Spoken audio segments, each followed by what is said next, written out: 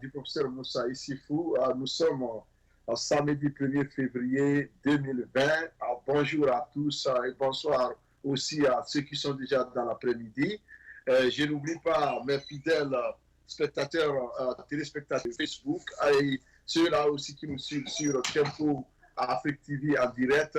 Soyez salués, nous sommes très contents de vous avoir. N'hésitez pas à intervenir, à afficher vos messages sur le mur et à appeler au numéro 612 804 0295 pour participer directement. C'est pas à l'émission en posant vos questions pertinentes. Nous avons deux rubriques principales aujourd'hui à vous présenter et nous sommes déjà très heureux de vous avoir parce que nous savons que sans vous, notre émission ne sera pas. Donc notre émission est parce que vous êtes. Et comme vous êtes, notre émission est. Par conséquent, nous avons besoin l'un de l'autre. Alors, téléspectateurs, chronique de la semaine vous présente aujourd'hui deux rubriques qui sont très intéressantes. La première rubrique s'intitule Chronique de la semaine demande à tous les candidats de se retirer du processus électoral en cours au Togo. Nous avons donné notre titre et nous allons vous donner notre thèse.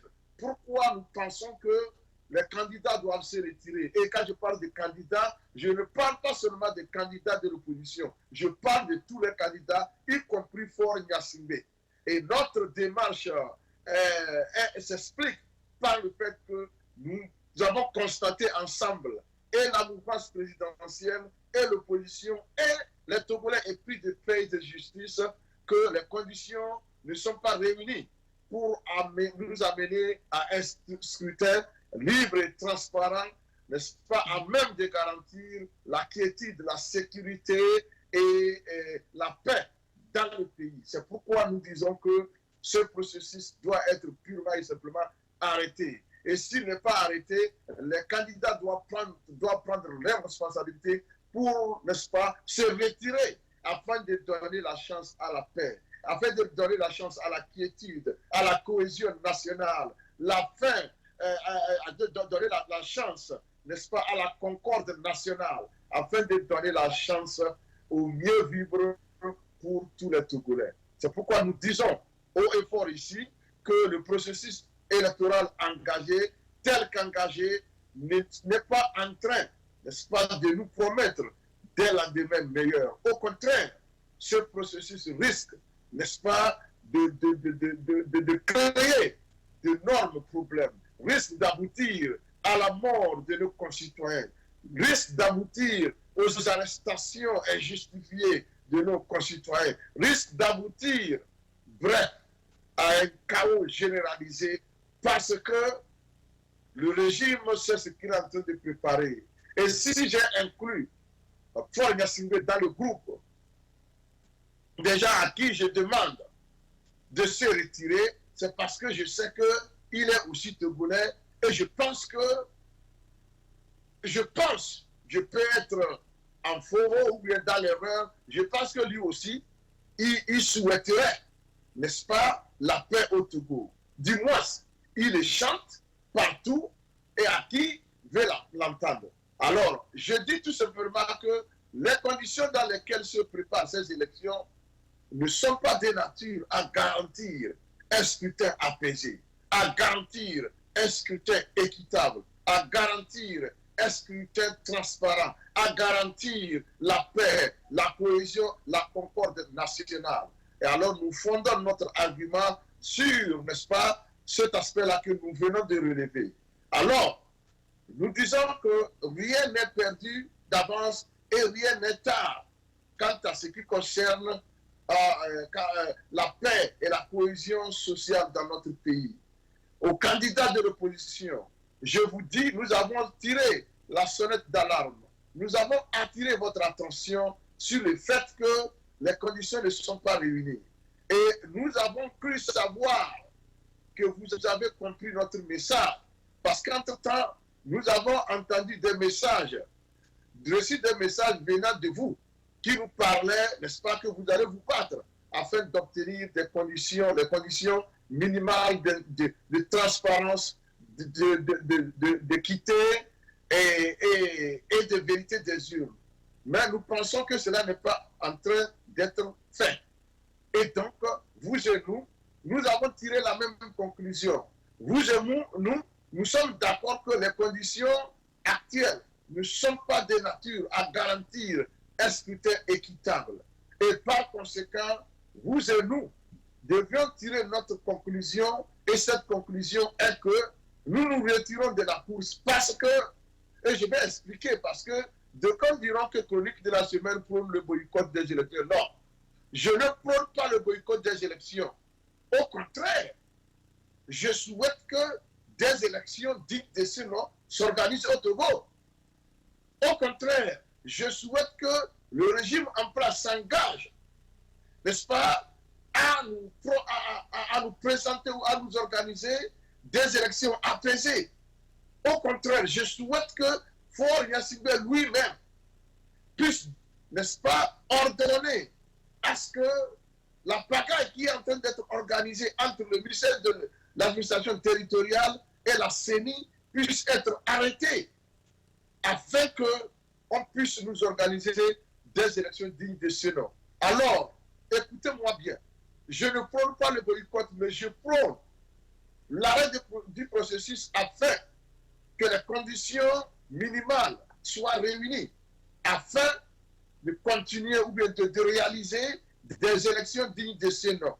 C'est tout ce que je suis en train de demander aux gens. Je ne demande pas l'impossible. Parce que je dis à l'opposition que vous n'êtes pas obligé d'aller à ces élections dans des conditions pareilles. À Faure Gnassingbé, vous n'êtes pas obligé de participer à une élection où il n'y aura pas d'observateurs étrangers, à une élection dont la crédibilité est déjà remise en cause par vos propres partenaires. L'Union européenne a déjà remis en cause la crédibilité de cette élection. Je vais m'expliquer après. La CEDEAO tacitement l'a fait. Elle a fait tacitement tout simplement parce que on vous connaît, n'est-ce pas? On connaît à la CEDEAO, n'est-ce pas? Vous êtes toujours en connivence, avec la CEDEAO. Vous êtes des connivers. Donc, vous êtes toujours des complices, n'est-ce pas, dans les crimes. Alors, ils ne peuvent pas le dire haut et fort, ils l'ont fait tacitement. Je m'expliquerai. Et des États dignes de ce nom se sont désengagés. On dit non à ce processus. Alors, lorsque Faure Gnassingbé, lui, veut, coûte que coûte, organiser des élections déjà désavouées par le concert de la communauté internationale, je demande à mes frères candidats, mes chers frères de l'opposition, vous ne pouvez pas vouloir vous présenter à une élection où tout est déjà gagné d'avance. Vous ne rassurez pas le peuple. Je pense que Malik va montrer au monde entier des camions pleins de soldats qui sont en train de rôder dans certaines villes du Togo. Les villes de Sokodé, Mango, Bafilo. Les gens en ont parlé hier. Notre cousine Nathalie Awa de France en a parlé. Elle a attiré votre attention sur ce fait et elle a dénoncé ce qui se passe.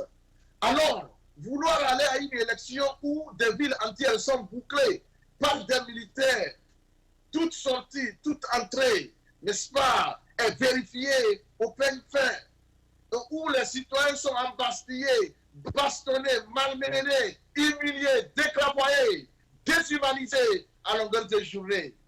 Et donc, je vous ai déjà dit qu'il n'est pas question de vous forcer à aller à une élection où, pendant ce temps, une partie du peuple est en train de pleurer. Vous vous souvenez, j'ai parlé de cette histoire la même fois ici, n'est-ce pas, dans le roman La Nuit, The Night, de Elie Wiesel, le juif, l'écrivain juif, qui parlait de Moïse de Bédel. Moïse de Bédel, au fait, c'est un homme qui a vécu, c'est un juif, je pense, polonais, Et cette histoire est vérifiée, d'autant plus que Martin Newman, un pasteur allemand, a repris cette histoire. Parce que Moïse Bill a dit que lorsqu'ils étaient venus chercher les chrétiens, je n'avais rien fait, je n'avais rien dit parce que je n'étais pas chrétien. Et lorsqu'ils étaient venus chercher, n'est-ce pas, les animistes, je n'avais rien dit parce que je n'étais pas animiste. Lorsqu'ils étaient venus chercher des syndicalistes, je n'avais rien dit parce que je n'étais pas syndicaliste. Lorsqu'ils étaient venus chercher, comment l'appelle-t-on, les mécaniciens, je n'avais rien dit parce que je n'étais pas mécanicien. Et enfin, lorsque mon jour était arrivé, il n'y avait plus personne pour me sauver. La situation dans laquelle se trouve le Togo aujourd'hui, à l'heure où nous vous parlons, c'est cette situation-là qui, n'est-ce pas, m'oblige à demander aux frères qui sont engagés dans cette course de se retirer et pour les laisser fort mordre la poussière, pour les laisser manger sa honte. Parce que je ne peux pas comprendre qu'ils puissent être responsables de la répression qui s'abat sur les peuples du Nord, en l'occurrence, les peuples thèmes de Babylone et de Sokodé. Je n'ai pas peur de le dire. Ça s'apparente à une épuration ethnique. Parce qu'on ne peut pas gouverner en choisissant de militariser des zones qui sont la majorité d'une même ethnie. Et toutes les arrestations qui se perdent depuis un temps, c'est les gens de cette même ethnie qui sont arrêtés. Donc rien ne me convainc que ce n'est pas un plan qui vise une épuration ethnique au Togo. Et c'est pourquoi je demande aux Togolais de se joindre à moi pour dénoncer ce fait. Je le dis parce que j'ai tout fait pour convaincre ces gens-là de cesser leur passe des zones, de demander à force de cesser ces actes machiavéliques et criminels sur les populations de Babylone de ce côté. Je suis seul en train de crier. Je suis seul contre tous ces criminels-là. Ils vont exterminer mon peuple. Et je suis en train de le dire ici, que le monde m'entende, que le monde m'écoute. Le peuple thème du Togo est sous oppression, est opprimé par Faure Gnassingbé. Le peuple thème du Togo est opprimé par le régime de Faure Gnassingbé. Je ne peux pas savoir, je ne veux même pas demander pourquoi, tout le monde le sait. C'est une haine viscérale que ce monsieur a contre ce peuple-là. Je ne suis pas en train de dire que sa haine est représentative de la haine de l'ethnie dont il vient, non. Parce que Faure, lui, il s'en fout. Est-ce qu'il n'a pas jeté son propre frère en prison? Est-ce qu'il n'a pas jeté d'autres cabiers en prison? Mais Dieu seul sait pourquoi il a une haine particulière contre les thèmes du Togo. En l'occurrence, les thèmes de Babylone, de Sokodé, de Palimé, partout où les thèmes se trouvent au Togo aujourd'hui, ils sont persécutés. Le régime Faure Gnassingbé persécute les thèmes du Togo. Il est en train de les persécuter. Et je crains une épuration ethnique. Je crains une épuration ethnique. C'est pourquoi aujourd'hui, je suis monté au créneau pour dénoncer cela. Les gens ont peur de le dire. Faure Gnassingbé est le thème du Togo. C'est pourquoi je vous dis, les quelques thèmes qui sont encore autour de ce gare, il faut vous en aller. Il faut vous en aller. Je vous interpelle. Les Folies Basi, les Tchadédi, tout ça là, vous êtes en train de contribuer à la destruction de votre peuple. Vous êtes coupables, vous êtes des responsables, vous êtes des complices aux malheurs qui arrivent au peuple thème de Sokodé et de Babylone. Folies Basi, Katari, vous êtes complices. À Tchadédi, vous êtes complices. Tous ceux-là qui sont de ce peuple-là, qui soutiennent encore fort dans ces crimes, vous êtes des complices. Je vous dénonce en tant que complice. Ou bien c'est vous qui commanditez ça, ou bien vous êtes des complices. Parce que je ne peux pas concevoir que vous puissiez occuper de ces postes-là dans ce gouvernement scélérat et qu'on puisse, n'est-ce pas, aller à matin, midi, soir, s'attaquer à vos parents, tabasser vos papas, vos jeunes frères qui fuient pour aller se réfugier dans des pays voisins. Ceux qui arrivent de l'extérieur sont carrément embastillés, arrêtés et jetés en prison. Et dire qu'il y a des folies basiques, il y a des Atchadéji qui continuent de siéger au sein de ce gouvernement et même de supporter, n'est-ce pas, celui qui sème le malheur dans leur peuple. Vous êtes responsable de tout cela. Et je me demande quelle fierté vous avez lorsque vous ne pouvez pas défendre la dignité de vos parents. C'est que vous êtes indignes. Vous êtes des indignes. Vous êtes indignes. Je le dis avec force parce que je suis fatigué de pleurer. N'est-ce pas? Le malheur qui s'abat sur mes frères. Je suis fatigué de pleurer. Le malheur qui s'abat sur mes parents. Ce n'est pas comme ça. On ne peut pas parce que vous voulez vivre dans l'opulence. N'est-ce pas? Ça veut dire quoi? Et vous accompagnez ça là parce que vous voulez continuer par vivre, profiter des délices du pouvoir. Et vous fermez les yeux sur des exactions sur vos propres parents. Vous êtes là, vous ne dites rien.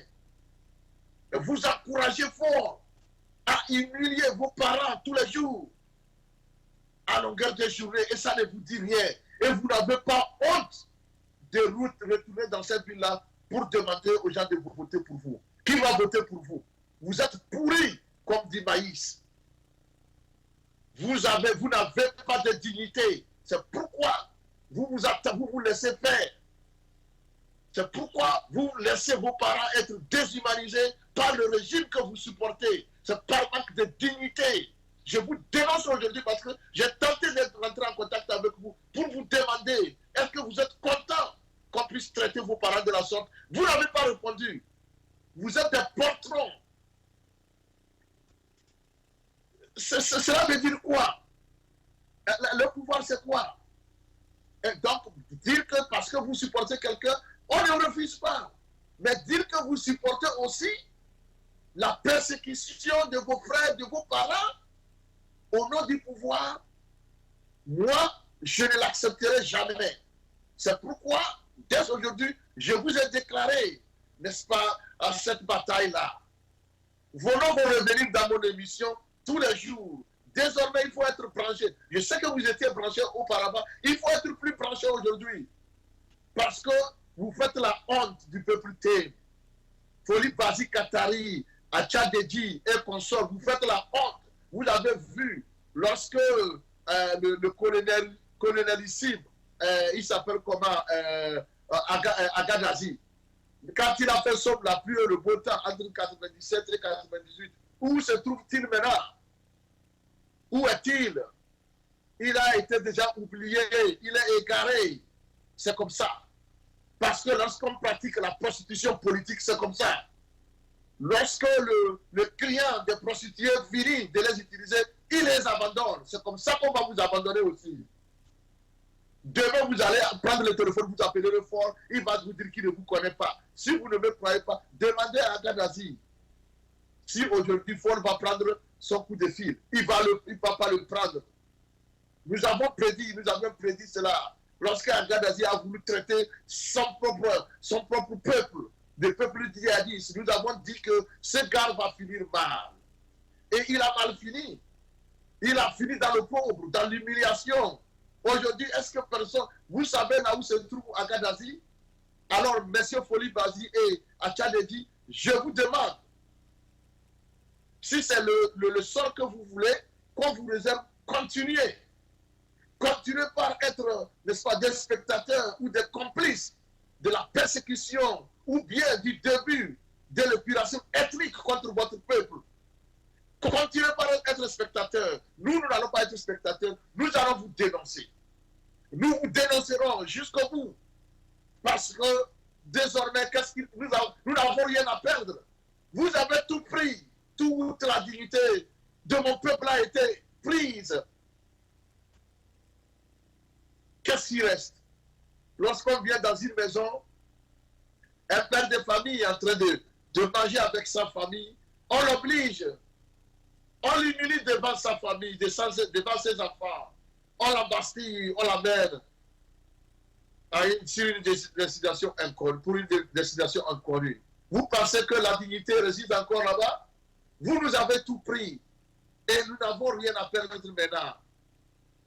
Alors, monsieur Polybazi, j'insiste aujourd'hui sur vous. Et en même temps, j'insiste pour attirer l'attention de ces candidats-là. L'histoire que je suis en train de raconter, d'ailleurs, ce n'est pas une histoire. C'est du vécu quotidien de mes parents. C'est du vécu quotidien de mes frères, de mes sœurs. C'est ça que je suis en train de dénoncer ici. Alors, si vous voulez diriger un Togo sans Bafilo, sans Sokodé, allez-y à ces élections. Parce que dans les villes-là, les gens ne sont pas tranquilles. Ils n'ont pas le cœur dans les élections. Ce qui leur importe aujourd'hui, c'est comment vivre un autre jour. Parce qu'ils ne savent pas s'ils vont se réveiller dans un camp de torture, quelque part à Goyou ou pas, ils ne savent pas. Tout simplement parce qu'ils parlent le thème. Parce qu'aujourd'hui, moi, je n'aborde plus cette histoire-là sur c'est pas un plan politique, non. Il est devenu ethnique. Je vais vous citer un exemple. S'il n'était pas ethnique, lorsque à ce côté, comment l'appelle-t-on, nervis sont allés pour tabasser les gens, mais même les gens qui sont supposés être du RPT uni ont été tabassés. Ils l'ont dénoncé sur les idiots. Ils ont dit qu'ils ne savent pas pourquoi, même ayant prouvé qu'ils sont du RPT uni du régime, ils ont été tabassés. Mes frères, je vous ai dit, la haine de fort, ce n'est pas parce que vous êtes politicien, c'est parce que vous êtes tête. C'est comme ça. Il vous hait parce que vous êtes de l'ethnie tête. Et il est prêt, avec l'aide de nos propres frères, n'est-ce pas, à nous persécuter. Oui, nous n'ayons pas peur de mots. Il est prêt à nous persécuter et à commettre une épuration ethnique dans les deux villes. Lorsqu'on frappe à la porte de quelqu'un, il se réveille, on le prend devant ses enfants, on le menotte, on commence par lui donner des coups de pied. Et 3 jours après, on ne le retrouve jamais. Vous pensez que c'est quoi? C'est comme ça. Au Rwanda, ça a commencé comme ça avant le génocide. Au Kosovo, ça a commencé comme ça avant le génocide. Au Cambodge, en 1975, ça a commencé comme ça avant le génocide. Et en Serbie, allez-y savoir. Alors, je demande au peuple togolais, je demande à ces candidats-là de se retirer parce que vous, en voulant l'accompagner, vous lui donnez, n'est-ce pas, le feu vert pour continuer à persécuter le peuple du Togo. C'est là où je vous dénonce. Parce que vous ne faites rien pour amener ce gars-là à comprendre que ce n'est pas comme ça. On ne peut pas cibler une ethnie pour la détruire. Ce n'est pas normal. C'est des jeunes qui vont être difficiles à gérer. Il ne faut pas amener des problèmes ethniques dans le pays. Ce n'est pas bon. Nous n'allons pas nous en sortir. Alors je demande aux candidats, même s'ils avaient d'autres intérêts pour lesquels ils devaient aller aux élections, pour l'amour, n'est-ce pas, de ce peuple-là, qui est en train d'être malmené, humilié, retirez vos candidatures et en faisant vos conditions de participer et de participation à cette élection-là. Vous n'avez pas pu demander l'arrêt des persécutions, n'est-ce pas, de mes frères et sœurs. Vous n'avez pas pu demander la levée des sièges dans des deux villes. Au contraire, chaque jour, on déverse des soldats, des militaires qui sont prêts à passer l'action comme quoi on est en guerre contre ce peuple-là. Qu'est-ce que nous avons fait pour mériter ce sort? Qu'avons-nous fait? Alors, je demande aux candidats de se retirer et à Fort Gnassingbé aussi de se retirer. Parce qu'on ne peut pas organiser des élections dans des conditions pareilles, où il n'y a pas d'inquiétude, où le pays est divisé en deux. Une partie vit et vague, c'est pas, librement à ses occupations, et l'autre est sous état de siège, où on a le droit d'arrêter qui on veut, de tabasser qui on veut et de fouiller qui on veut. Les affres des populations de Bafilo, de Sokodé et de Mango ne sont plus supportables. Mes parents sont fatigués. Ils sont fatigués. Et c'est pourquoi j'ai dit que si vous comptez aller à une élection dans ces conditions-là, qui va voter pour vous? Il n'y aura personne, même s'ils veulent voter pour vous. Ils ne seront pas tranquilles. Ils sont déjà intimidés. D'autres sont déjà partis des villes. Il n'y aura personne pour voter pour vous, mes chers candidats.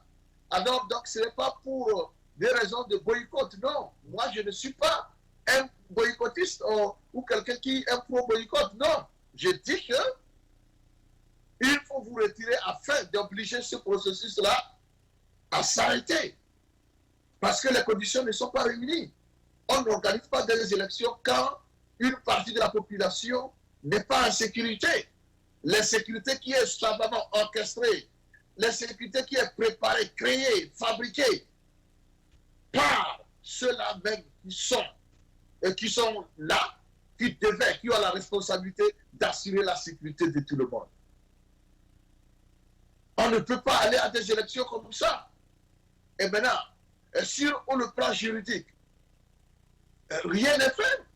Ces élections-là vont aboutir à des élections, à des résultats illégaux et des résultats illégitimes. Il n'y aura pas d'illégalité, il n'y aura pas de légitimité, quel que soit celui qui sera élu. Parce que d'abord, la Cour constitutionnelle qui a validé vos candidatures est illégale. Et donc, par conséquent, elle rend illégale. Toute candidature est validée par elle. Et donc, par conséquent, le peuple qui est souverain, qui confère la légitimité, n'est pas prêt à le faire. C'est pourquoi je dis que du coup, vous tombez dans l'illégalité et dans l'illégitimité. Et donc, le processus tel qu'engagé est non seulement illégal, mais il est illégitime. Et par conséquent, ceux-là qui ont encore le souci du mieux-être de Togolais, qui ont encore le bon sens, la chose d'ailleurs l'a bien partagée, ceux-là qui ont encore, n'est-ce pas, c'est pas, pitié de ce peuple, je leur demande tout simplement de poser un acte responsable. Et cet acte, c'est qu'ils se retirent afin de voir comment le processus va continuer. C'est tout ce que moi je suis en train de demander. Je ne demande pas trop. Je ne demande pas de trop. Ce que je demande est faisable. C'est faisable. C'est possible. Alors, mes chers amis, j'insiste sur ma demande que les candidatures se retirent purement et simplement. Malik, est-ce que nous avons des commentaires sur Facebook? Si on en a, on va regarder quelques-uns. Sinon, nous allons prendre une pause publicitaire avant de revenir pour notre deuxième rubrique. Salut à tous, chers téléspectateurs. Suivez les élections présidentielles 2020 au Togo à partir du 18 janvier au 23 février avec la participation effective des analystes politiques de la diaspora africaine et les journalistes de Tempo Afrique TV.